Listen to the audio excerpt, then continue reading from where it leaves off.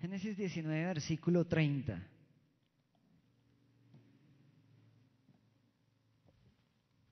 Génesis 19, verso 30. Vamos a hacer este ejercicio entre todos. Yo sé que podemos tener de pronto varias versiones, ¿cierto? Entonces, seguramente, esto nos va a salir un sancocho. Para la audiencia dentro y fuera del país, sancocho es como un remix, un revuelto ahí.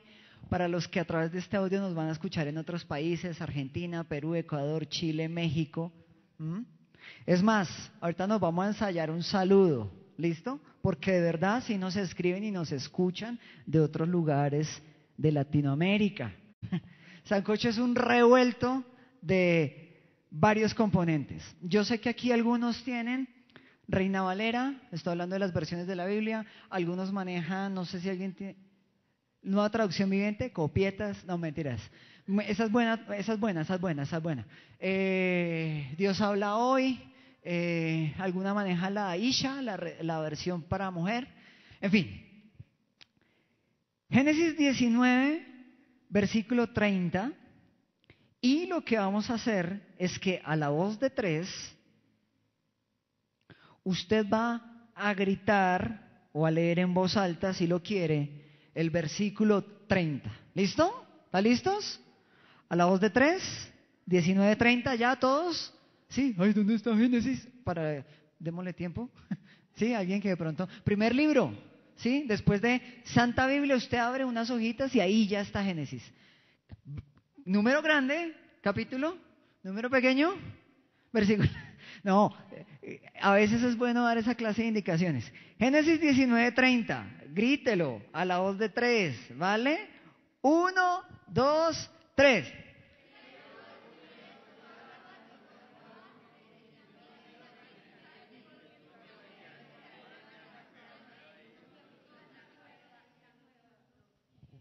Amén. ¿Qué dijo? Amén. Amén. Amén.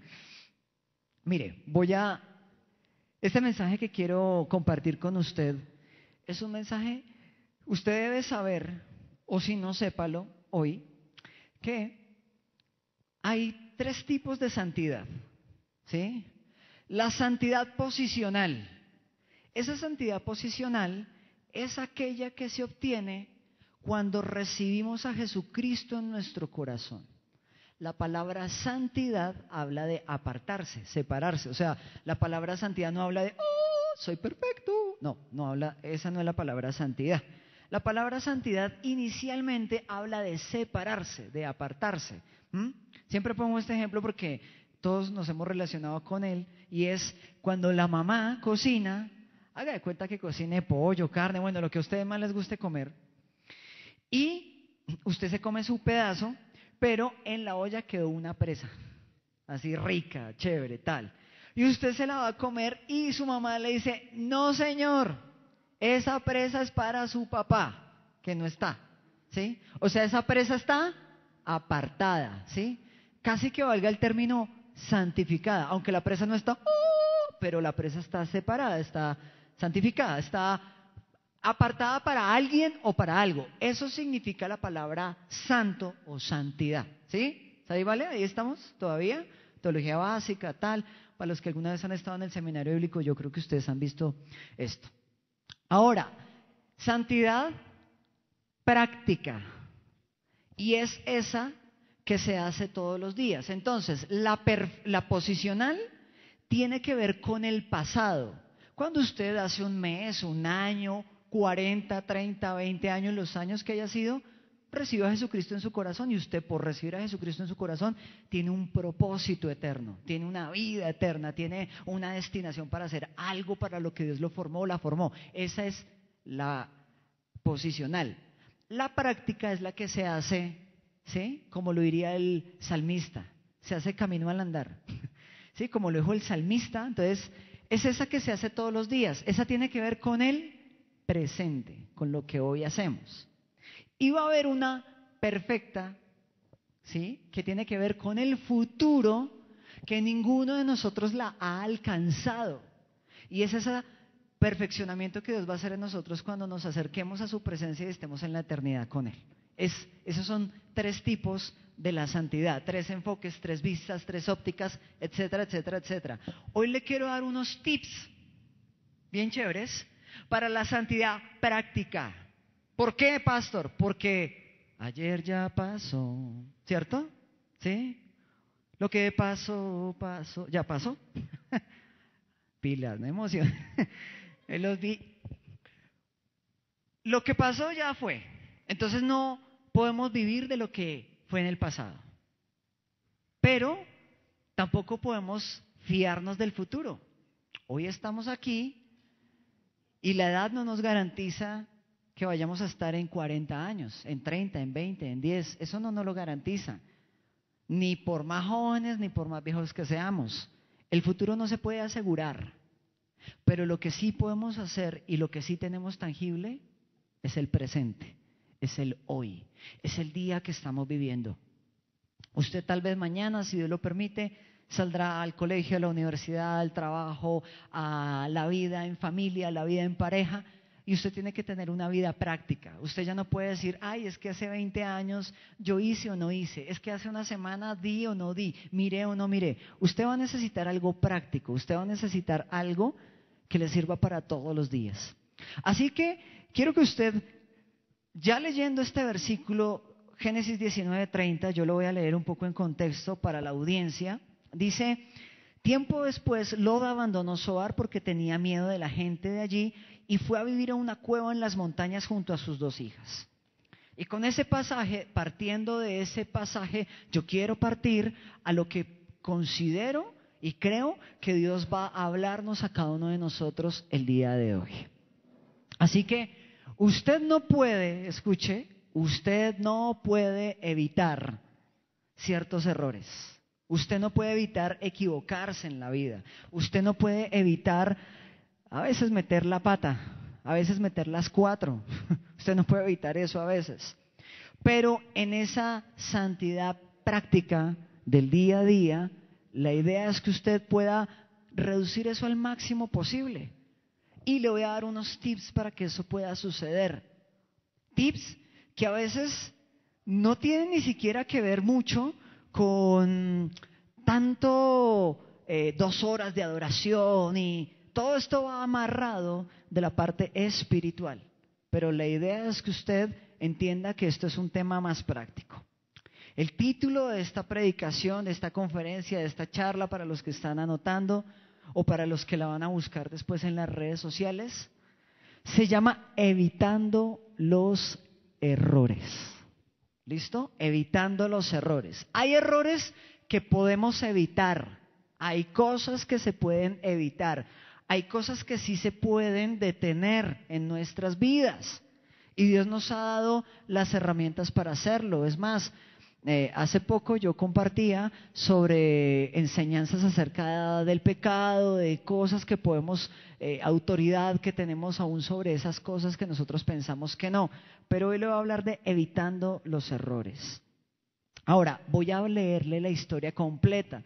Esta es una historia escabrosa, esta es una historia pesada, esta es una historia de alquilar balcón, de telenovela, es una historia que uno dice, ¡ay, pero cómo así, parce! Uy, ¿cómo que pasó? Sí pasó. Y la Biblia no lo narra. Algo que me gusta de la Escritura es que la Escritura habla sin tapujos, sin miedo, sin, ¡ay, ¿será que digo esto? No, Dios lo dice. Dios lo dice. Tenga presente que la Biblia la puede leer un niño hasta la persona más adulta que podamos pensar.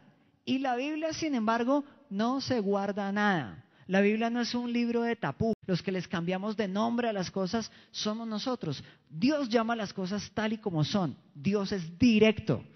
Y cuando usted piensa en eso, entonces Dios te habla directamente. Dios no se pone con rodeos para hablarte. Lo primero, escuche, voy a leerle el contexto completo. Leo la Nueva Traducción Viviente y dice: tiempo después Lot abandonó Zoar porque tenía miedo de la gente de allí y fue a vivir a una cueva en las montañas junto a sus 2 hijas. Cierto día la hija mayor le dijo a su hermana: no quedan hombres en ningún lugar de esta región, Así que no podemos casarnos como todas las demás. Y nuestro padre pronto será demasiado viejo para tener hijos. Ven, vamos a emborracharlo con vino y después tendremos sexo con él. De esa forma preservaremos nuestra descendencia por medio de nuestro padre. Así que aquella noche lo emborracharon con vino y la hija mayor entró y tuvo relaciones sexuales con su padre. Él no se dio cuenta cuando ella se acostó ni cuando se levantó. A la mañana siguiente, la hermana mayor le dijo a la menor: anoche tuve sexo con nuestro padre. Volvamos, a emborracharlo con vino esta noche y tú entrarás y tendrás sexo con él. De esta forma preservaremos nuestra descendencia por medio de nuestro padre. Así que aquella noche ellas volvieron a emborracharlo con vino y la hija menor entró y tuvo relaciones sexuales con él, igual que antes. Él no se dio cuenta cuando ella se acostó ni cuando se levantó. Como resultado, las dos hijas de Lot quedaron embarazadas de su propio padre. Cuando la hija mayor dio a luz un hijo, le puso por nombre Moab. Él llegó a ser padre de la nación conocida ahora como los moabitas. Cuando la hija menor dio a luz un hijo, le puso por nombre Ben-Ammi, que llegó a ser padre de la nación conocida como los amonitas. Ese pasaje realmente es un pasaje crudo, es un pasaje fuerte, pero yo les quiero decir algo. Nosotros estamos acostumbrados a leer, a ver y a escuchar en estos días cosas por este talante, de este estilo.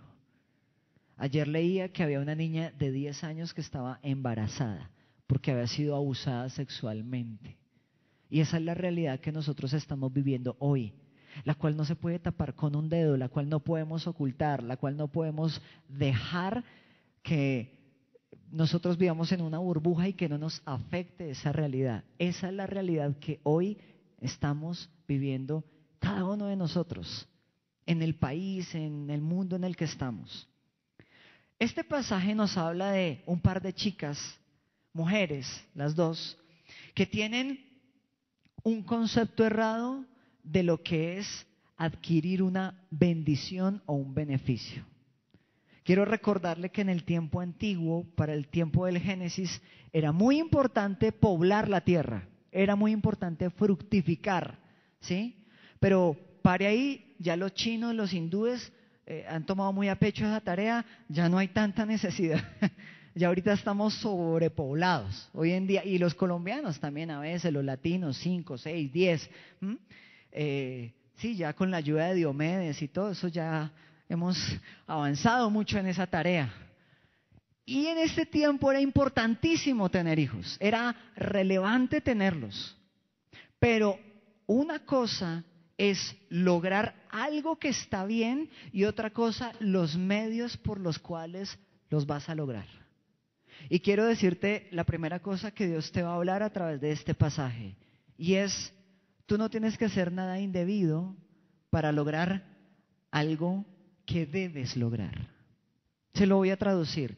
Estas mujeres estaban en lo correcto. Ellas necesitaban tener descendencia porque esa era la orden de Dios para ese tiempo. Eso está bien. Ahora, tú debes estudiar, pero no puedes acostarte con un profesor por pasar una materia. Trabajar está bien. Claro que sí, es un buen fin.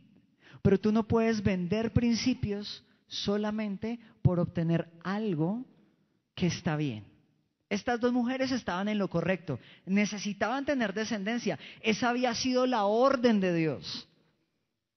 Estaban en una cueva, ya lo acabamos de leer. Lot huyó de Zoar y dice que se fue a vivir a una cueva. Ese no es el mejor lugar para vivir, pero las mujeres estaban asustadas, el padre también, y entonces en algún momento, para conseguir algo que estaba bien, usaron los medios incorrectos.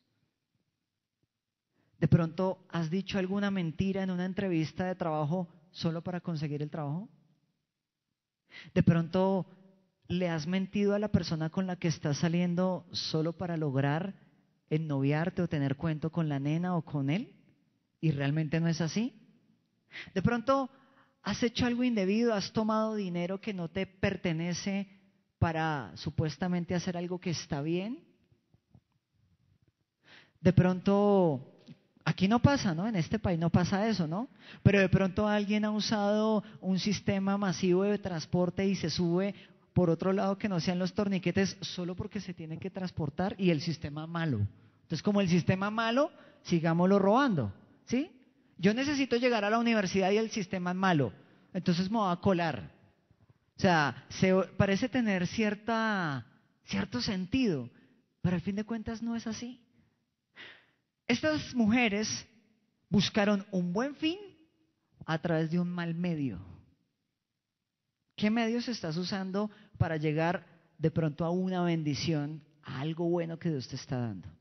Esto se llama evitando los errores. Primera cosa que usted tiene que evitar para no cometer tantos errores. Los errores siempre van a venir. Pensé mal, me equivoqué, yo iba por aquí, no era así. Pero primera cosa que usted tiene que hacer para evitar los errores. Primero, evite el miedo. Ahora, de esto tenemos mucha tela para cortar, pero déjeme avanzar un poquito. No le estoy diciendo que no lo tenga, es contrólelo.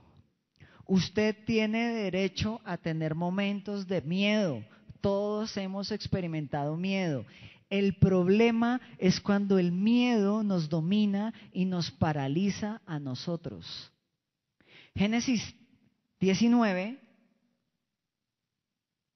dice, Génesis 30, perdón, 19:30 dice: tiempo después Lot abandonó Zoar porque tenía miedo. Lot tenía miedo.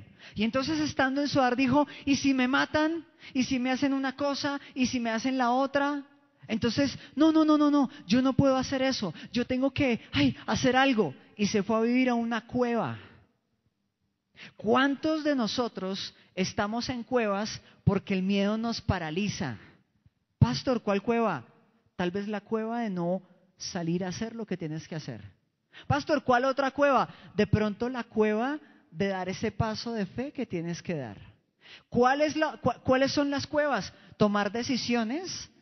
Y nos hemos metido allí y no queremos tomar decisiones que sabemos que pueden ser trascendentales. Usted y yo tenemos derecho a tener miedo. El punto es que el miedo lo paralice.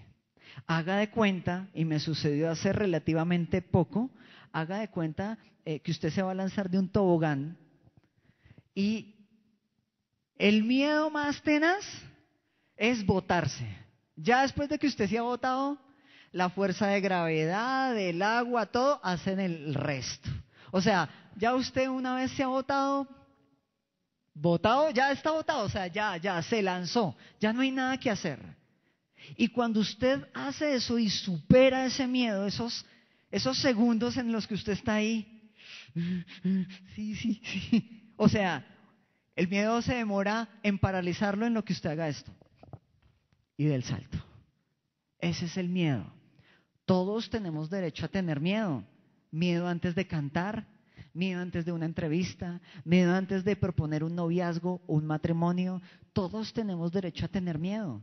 Todos tenemos derecho a tener miedo en una sustentación, cuando voy a plantear un negocio, cuando voy a empezar una nueva etapa en mi vida, cuando me voy a trastear, cuando voy a empezar a vivir en un nuevo sitio.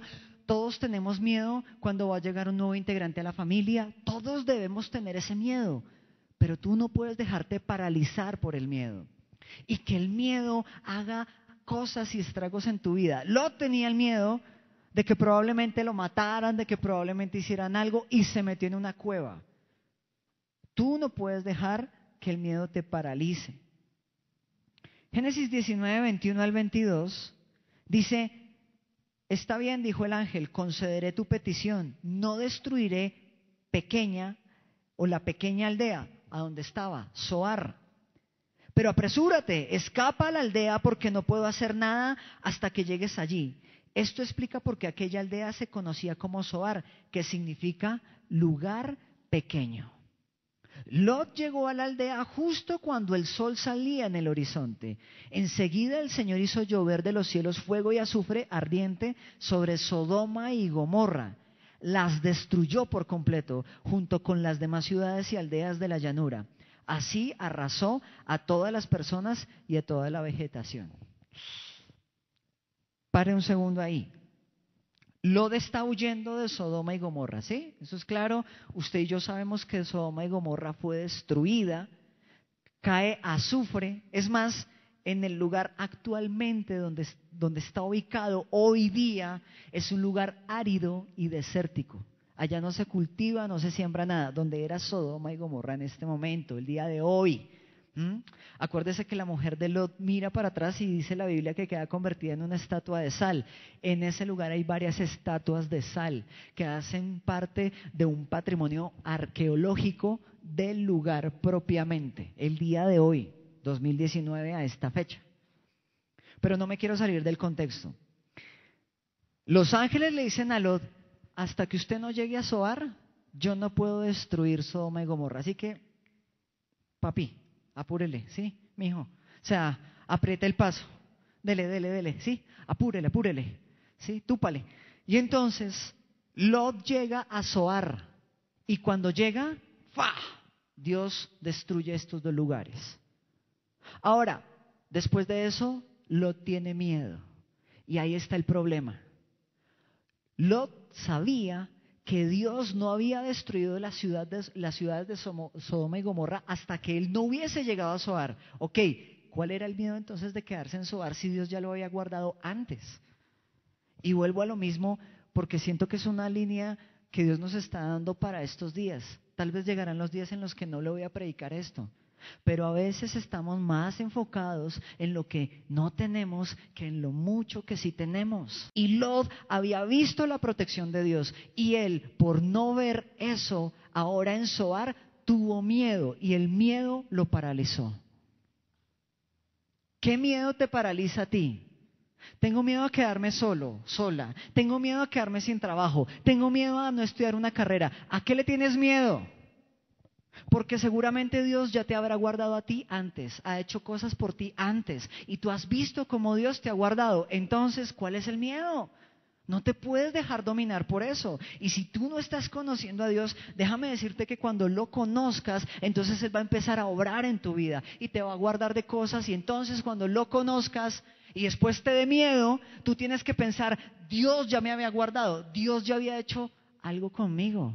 Uy, no, yo no puedo andar paniqueándome todo el tiempo, porque el que tiene miedo se paraliza, el que tiene miedo huye, el que tiene miedo resulta haciendo locuras. Estas dos mujeres estaban en una cueva encerradas y tenían miedo. El papá de ellas tenía miedo. ¿Qué hizo el miedo? Los hizo atrincherar, arrinconar en un lugar donde ellos no debían estar. Y eso les ocasionó cometer el error que estamos leyendo. Cuando te dé mucho miedo y te paralice, entonces o vences ese miedo o le haces caso a tal vez algo que Dios te está diciendo y entonces tomas la decisión.